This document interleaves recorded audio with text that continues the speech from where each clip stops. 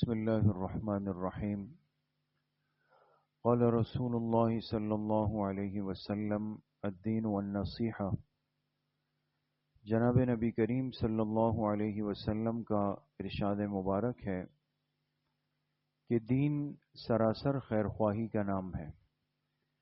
جس مبارک دین سے اللہ پاک نے ہم سب کو جوڑا ہے، دین اسلام، اس کا جو تعارف حدیث پاک میں اللہ کے پاک پیغمبر علیہ الصلاۃ والتسلیم نے کروایا، ایک لفظ سے کہ النصیحہ، کہ دین کیا ہے؟ فرمایا خیر خواہی ہے۔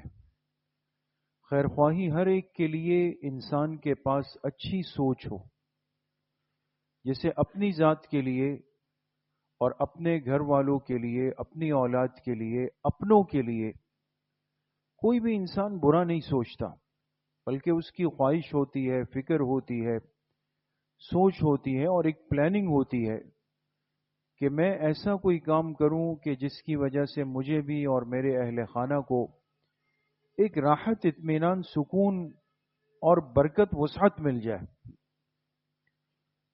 اس مبارک دین میں اللہ پاک نے اتنی وسعت رکھی ہے اور اتنا احساس رکھا ہے کہ یہی سوچ اپنی ذات تک محدود نہیں فرمائی، بلکہ ہر ایک کے ساتھ خیر خواہی۔ اس لیے ایک روایت کے اندر آتا ہے، ایک صحابی نے پوچھا کہ خیر خواہی کس کے ساتھ؟ تو فرمایا گیا للہ ولرسولہ ولائمۃ المسلمین ولعامتہم، اللہ کے ساتھ بھی خیر خواہی، اللہ کے پیغمبر کے ساتھ خیر خواہی، مسلمانوں کے حکمرانوں کے ساتھ خیر خواہی اور ہر مسلمان کے ساتھ خیر خواہی۔ اب بات سمجھنے کی ہے کہ اللہ کے ساتھ، اللہ کے پیغمبر کے ساتھ خیر خواہی کا کیا مطلب؟ تو فرمایا اللہ کے ساتھ خیر خواہی کا مطلب یہ ہے کہ ایک بندہ اللہ کی ذات پر ایمان لائے اور اللہ کے ساتھ کسی کو شریک نہ کرے، یہ اللہ کا حق ہے۔ اور حضور علیہ الصلاۃ والسلام کے ساتھ خیر خواہی یہ ہے کہ آپ کی نبوت پر ایمان لائے، آپ کے لائے ہوئی تعلیمات کو قبول کرے اور آپ کی سنتوں کی اتباع کرے۔ حکمرانوں کے ساتھ خیر خواہی کیا ہے؟ فرمایا ان کے حق میں دعا کرے، دعا کرے۔ دیکھیں آج کتنا آسان ہے، ہم بیٹھ کے گھنٹوں حکمرانوں کی غیبتیں اور ان کو گالیاں دیتے ہیں، لیکن حدیث پاک کیا سبق دے رہی ہے کہ ممکن ہے بہت کمی، کمزوری، کوتاہی ہوگی حاکم میں، لیکن فرمایا تم نے کبھی ان کے حق میں دعا بھی کی ہے؟ تو ان کے حق میں دعا کرنا، اور اگر وہ کسی خیر کے کام کا حکم دے تو اس کو قبول بھی کرنا۔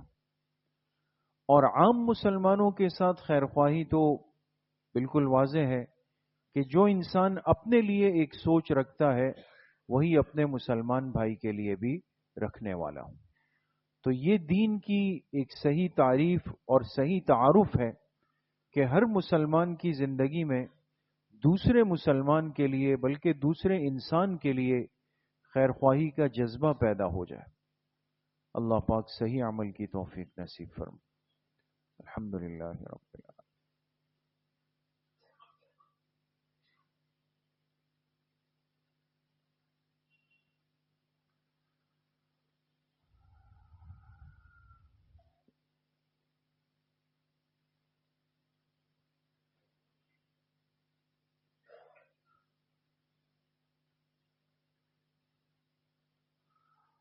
وصلی اللہ وسلم علی نبینا محمد وآلہ وصحبہ اجمعین برحمتہ۔